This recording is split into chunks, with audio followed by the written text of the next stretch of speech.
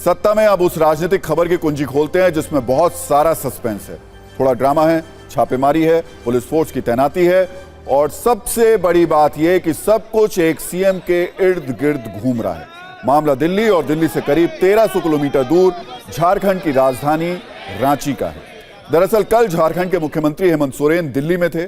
इसी दौरान ईडी की टीम उनके दिल्ली वाले घर पर पहुंच गई।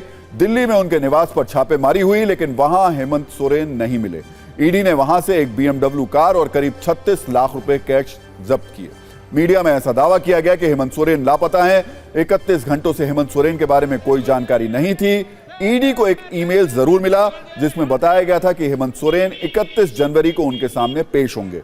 इस बीच आज अचानक एक तस्वीर जारी हुई। इसमें हेमंत सोरेन रांची में महागठबंधन के विधायकों की बैठक कर रहे थे। खास बात यह है कि इस बैठक में हेमंत सोरेन के साथ उनकी पत्नी कल्पना सोरेन भी मौजूद थी।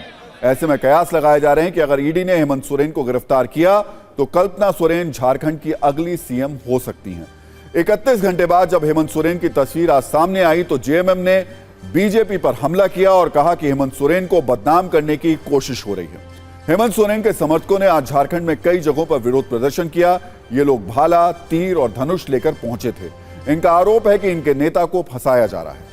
एक बार दोनों तरफ से हुए एक्शन पर बयानों वाली छोटी सी रील देख लीजिए। उसके बाद आपको बताएंगे कि हेमंत सोरेन कैसे गायब थे, क्यों गायब थे और गायब हुए भी थे या फिर नहीं हुए।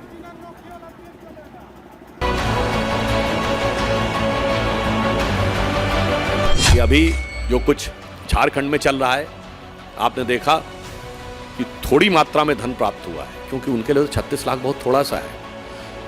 अज्ञात स्थान से लोकतंत्र का संचालन हो रहा है।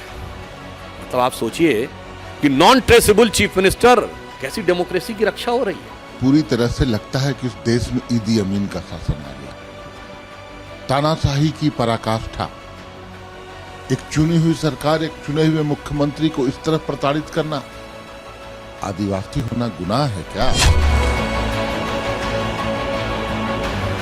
अगर किसी राज्य के मुख्यमंत्री के ऊपर गंभीर भ्रष्टाचार के आरोप लगे, वो जांच एजेंसियों का सामना करने के बजाय भागते हो, तो ये अपने आप में प्रश्न चिन्ह खड़ा करता है। मामला हेमंत सोरेन को गिरफ्तार करने का नहीं, उनकी सरकार गिराने का मामला है और हेमंत सोरेन भी ये बात जानते हैं।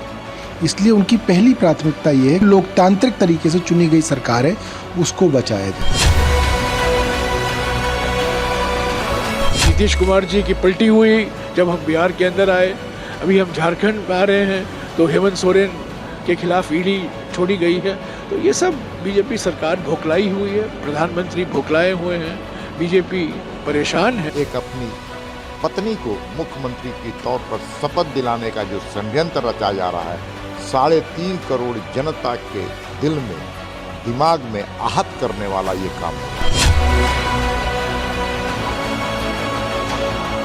ईडी की टीम लगातार हेमंत सोरेन से संपर्क करने की कोशिश कर रही है, लेकिन ईडी का अभी तक हेमंत सोरेन से कोई संपर्क नहीं हो पाया। और आप देख सकते हैं कि जो कार कल बरामद की गई BMW कार शांति निकेतन स्थित हेमंत सोरेन के आवास से, वो कार इस वक्त ईडी के दफ्तर के अंदर खड़ी हुई है। ये BMW कार जिसके ऊपर हरियाणा का नंबर डला हुआ है। बताया जा रहा है कि हेमंत सोरेन इस कार का इस्तेमाल कर रहे थे। इन बयानबाजी के बीच बीजेपी ने हेमंत सोरेन पर पोस्टर वाला अटैक किया और उनके कथित रूप से लापता होने पर गुमशुदगी वाला एक पोस्टर भी जारी किया। इस पोस्टर के साथ झारखंड बीजेपी अध्यक्ष बाबूलाल मरांडी ने कहा कि सीएम को ढूंढ कर लाने वाले को बीजेपी 11,000 रुपए का इनाम देगी। बीजेपी ने जो पोस्टर जारी किया उसमें लिखा था, गुमशुदा की तलाश। झारखंड के सीएम, नाम हेमंत सोरेन, रंग सांवला, कद 5 फुट 2 इंच, कपड़ा सफेद शर्ट, काला पैंट और पैर में चप्पल। सोशल मीडिया पर जारी इस पोस्ट में यह भी कहा गया कि सोरेन परसों रात 2 बजे यानी कि 40 घंटों से लापता हैं।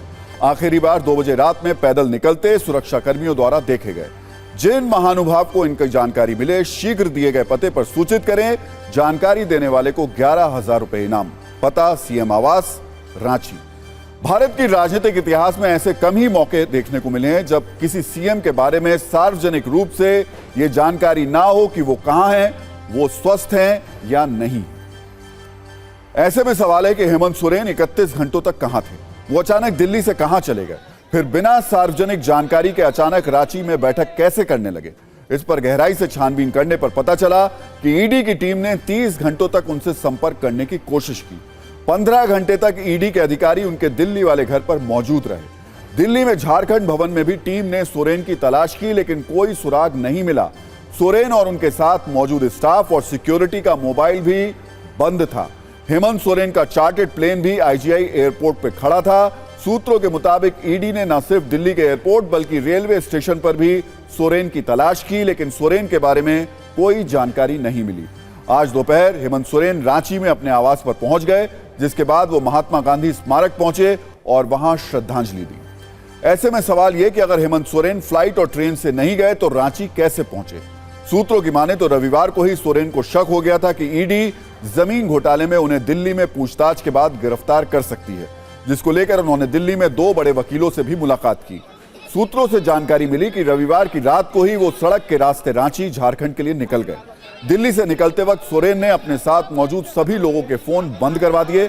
उन्हें रांची पहुंचने तक फोन ऑन न करने की हिदायत दी गई। जबकि सोरेन जिस चार्टर्ड प्लेन से शनिवार रात दिल्ली पहुंचे थे, वो आईजीआई एयरपोर्ट पर जनरल एविएशन टर्मिनल जीए पर खड़ा था। लेकिन सोरेन को पक्का यकीन था कि अगर वापस फ्लाइट से जाने की कोशिश की तो उन्हें एयरपोर्ट पर ही रोक लिया जाएगा। इस सब के बीच हेमंत सोरेन की पत्नी श्रीमती कल्पना सोरेन के अगले सीएम बनने के भी कयास हैं। ऐसी स्थिति में एक बार हेमंत सोरेन के पूरे परिवार को जानना जरूरी है। हेमंत सोरेन के पिता है शिबू सोरेन। इनकी 4 संतानें हैं। दुर्गा सोरेन, इनकी मृत्यु हो गई है। दूसरे नंबर पर है हेमंत सोरेन। तीसरे नंबर पर है बसंत सोरेन और बेटी है अंजनी सोरेन।